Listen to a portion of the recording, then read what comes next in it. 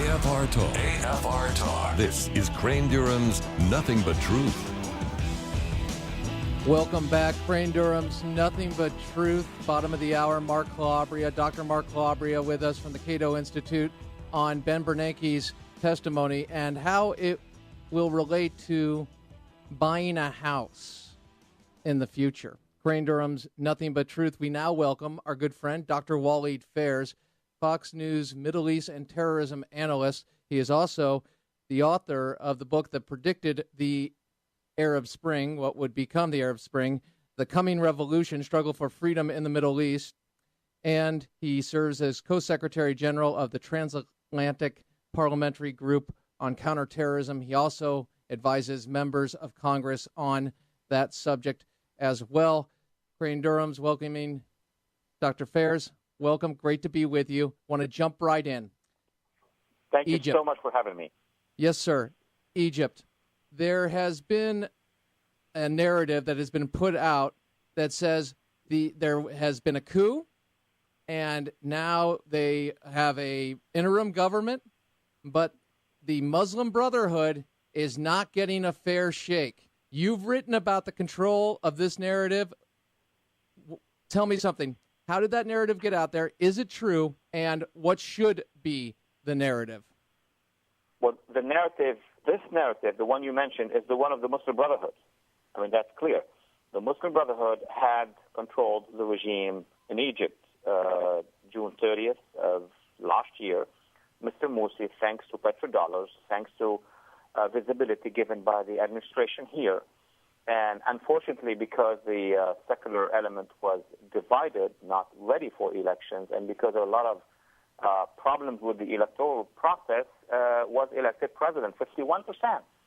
Now, over the year, at least the first 9 months, he has done everything to bring Egypt back to an authoritarian Islamist state. He declared a new constitution that is more Islamist, less power for women, less for minorities, less for secular people, in an administrative decision, in a unilateral declaration. And then he jailed people. He tried to change the army. He covered up for jihadists operating in the Sinai. He covered up for a militia. He had a long list of actions he took in the first 9 months, whereby a majority of civil society decided to change him. There is no recall process in Egypt. There is no referendum that would do that. So they started to demonstrate democratically. And when they called for a massive demonstration just to undo what he has done, they were able to gather on June 30th, last June, 30 million, somewhere between 24 and 30 million, according to the BBC. Not in one shot, but throughout Egypt. That is huge. This should have been a signal for Mr. Morsi to resign, to form a cabinet from the opposition. He did not. Instead, and that's the defining moment, he said, I'm going to fight you. I'm going to fight you in a jihad. It's a public speech. So when he was about to wage a civil war using his militias, then the army finally responded to the call of the people and sided with them. And without blood, without any violence, they told Mr. Morsi, you're out. And there is a formation of an interim government which is going to be organizing elections. That is not a coup. That's a revolution whereby the army refused the coup of Mr. Morsi. What has the U.S.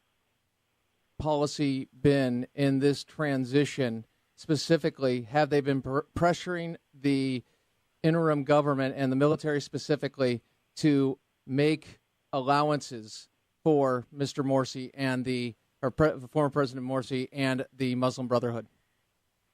The Egyptian secular themselves will tell you, and it's in the media, in the open media in Egypt, in Arabic and now in English, in other languages, that without the help of the U.S. administration, it would be less likely that the Brotherhood would have been in power. That's a long story, but that's how it has been summarized by the majority of Egyptians now, after the march of June 30th, 2013. And when the change took place, when the army sided with the people, with the majority of Egyptians, then it was defined as a coup by the elite of the administration, meaning by the media and many academics. The administration was careful enough not to use the term coup, but they said they're frustrated with how the Egyptian army meddled in politics. But at the end of the day, they did not change much because there is a reality on the ground, which is an overwhelming majority of people, and you cannot hide that. And on the other hand, the army, which is needed, we need that army in Egypt to fight the terrorists. But you can see that there is a constant pressure on the armed forces to let the Brotherhood play a role. And before the change of Morsi, there was constant pressure from Washington, including its ambassador in Cairo, on the army to side always with Morsi, to be with Morsi against the demonstrators. So now things have changed on the ground inside Egypt, and the Brotherhood are leading the next urban guerrilla against the regime. So what should our policy be? The United States policy should be to respect the will of the people, of the overwhelming majority. It's not a normal majority of 51%. This is an overwhelming majority of probably 70% at this point in time. I'm going to give you some numbers so that people understand. The membership of the Brotherhood are about 700,000, 800,000 max in Egypt. Add to them 300,000 of their other Islamist allies, so that's 1 million. The other side, the secular opposition, has almost the same numbers. Those who walked, those who demonstrated in Egypt were about 30 million.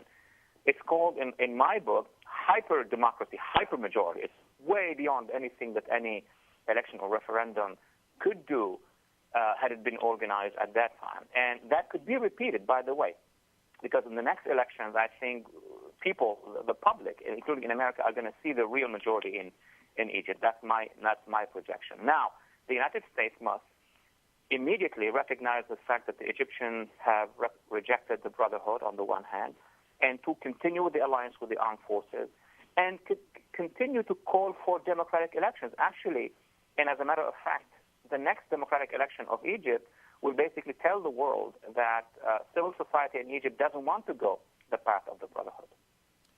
Can you have a government and even elections when you have what you called as a guerrilla force now, and the way they're acting is Islamist, jihadists, however you want to put it, but a force that is not committed to democratic principles, as you've outlined, on how they took power? Can they become part of the process again? And if so, specifically, what restraints must they have?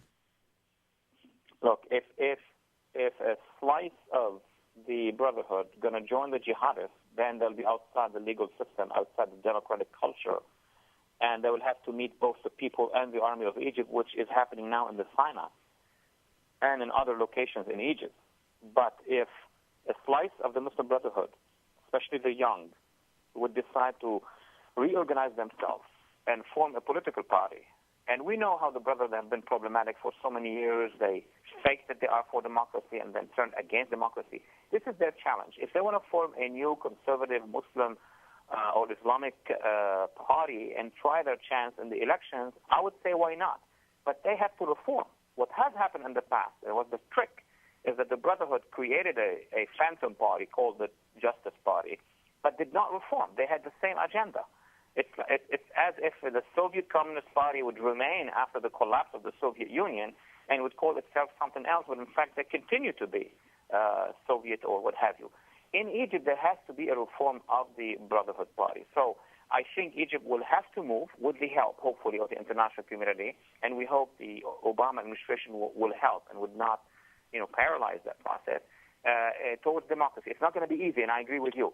There are going to be a lot of insurgents against that. There are going to be a lot of pushback by the jihadists. The Muslim Brotherhood won't let go that easily. But now it is at least clear that the Islamists are not in control of the institutions, and then that civil society will have a chance to transform Egypt into an interim democracy until it becomes a full democracy. And the president and the administration needs to be clear about the parameters of participation and what they understand to be democracy, because democracy is not slaughtering your fellow citizens in order to retake power, as you well know, sir. Tell me something. Syria, do you support Congress's move not to choose to arm the Free Syrian Army or entities within Syria because of the concern of those weapons getting into the hands of al-Qaeda and other terrorist groups? It's funny because, when I started to raise the issue of we need to do something about Syria, You remember we discussed that in March, April, May of 2011. Nobody was paying attention to Syria. And when we said, at one point last year, be careful, there are jihadist element in the opposition, the drive among many lawmakers and many people in Washington was, let's arm the rebels. Remember, let's arm the rebels. Now that they have noticed that there are jihadists in the opposition, we cannot arm the rebels. The problem is that there is an incapacity of determining within the rebel movement who is a jihadist and who is a secular. And the choice is going to be as follows. We cannot have an extreme choice, either not arming at all, not helping, and letting Iran and Hezbollah and Assad win, which is a catastrophe, or sending those weapons to the rebels in general. And that is going to end up truly in the hands of the jihadists. So what is it that we need to do? Well, we don't have to be a PhD in political science to realize it, to identify the secular element in the Syrian opposition. This is where Washington is not making progress. Identify them, identify those military of the FSA, the NGOs, what have you. Get them out of Syria, talk to them like General de Gaulle and the British in World War II, and then channel your support only to them. You don't have to arm everybody to get to your friends. Arm your friends only or support your friends only.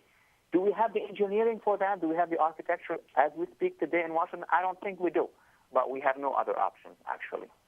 And it's always catch-up because we see the flashpoint, then we look beyond it, and we see this has been building, and there are opportunities, and there are always opportunities. Final question. Iran, highlighted by Prime Minister Benjamin Netanyahu on their advances in their nuclear program. How concerned are you, and are these concerns not only for the nuclear program, but the ability for them to launch nuclear weapons? I'm still very concerned because over the past 5 years, even more, but at least over the past 4 to 5 years, we haven't actually done much on the strategic level to stop what they're doing. So we put those sanctions regime, and we praised them. We said it's good to put sanctions, economic sanctions, but it's not enough. Because if we put sanctions and the Iranians continue, the Iranian regime that is, continue to build the missiles, continue to, with their program, it means mathematically speaking in projection that they're going to get there. And unfortunately, I'm reading now some pieces by some think tanks, maybe close to the administration, saying that we've got to see what we're going to do when Iran will get the bomb. Containment. What that means is that there is no strategy to stop the bomb, but to deal with it once it's available. Very interesting. And Dr. Phares, we appreciate you taking the time tonight. It is a pleasure and privilege. Author of The Coming Revolution and Fox News terror analyst, Dr. Walid Phares. Crane Durham's Nothing But Truth returns on the flip side. AFR Talk.